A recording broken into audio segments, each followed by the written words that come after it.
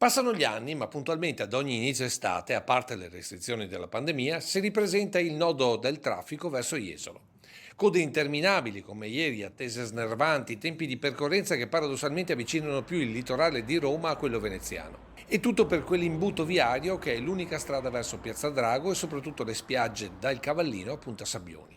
A confermarlo il sindaco di Meulo, che si è messo a fare i conti coi transiti nel suo tratto di Treviso Mare. Abbiamo riscontrato ieri un totale di transiti di oltre 25.000 veicoli, ma la cosa anche interessante è che questo flusso di maggiore affluenza è concentrato sulle fasce orarie del rientro più che dell'andata e sono numeri questi che fanno capire bene come il problema effettivamente della ricettività del flusso veicolare stia più a valle di questa zona interessata dai transiti. Quindi finché a Jesolo non si riesce a ricevere questo flusso di macchine così imponente in arrivo, il problema poi si ripercuote via via sempre più a monte e comprendendo anche il nostro territorio. A poco servono le partenze intelligenti, a patto che uno non si alzi alle 4 del mattino per andare al mare, e nemmeno le vie alternative che ieri hanno intasato anche la viabilità dei comuni lungo la regionale 89, come sottolinea Daron Cade e Pieranna Zottarelli.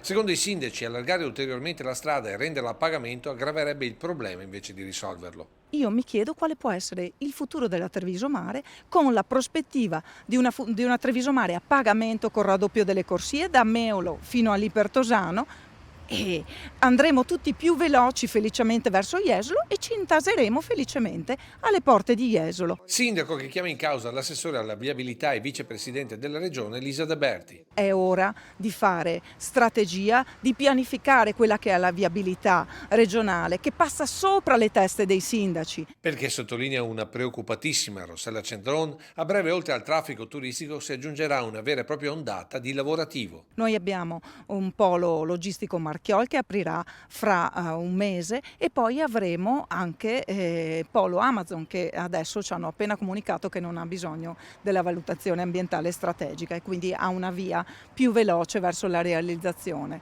Ecco, strada già definita congestionata dagli studi che hanno appunto piazzato questo centro di logistica. Per l'immediato invece il sindaco di Meulo va oltre, proponendo una gestione traffico nei due punti d'entrata di Jesolo, Piazza Drago e Cortellazzo. Se, come i dati dicono, no, ci sono 600.000 presenze in una giornata, i punti d'accesso del litorale quelli sono. È chiaro che il tema è bello spinoso e va affrontato con le dovute cautele e attenzioni proprio per fare gli investimenti nel modo corretto.